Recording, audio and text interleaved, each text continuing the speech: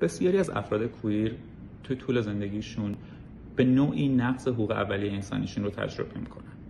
اگه شما به عنوان یک شخص کویر ایرانی تجربه اینو داشتین که توی محیط کار، محیط آموزشی، حتی توسط خانواده، کادر درمان، پلیس، مورد تعرض، تحقیر، توهین، تبعیض و هر نوع نقض حقوق انسانیتون قرار بگیرین، اینو بدونین که تنها نیستین. خیلی از ما کویرهای ایرانی تجربه‌های مشابهی رو داشتیم.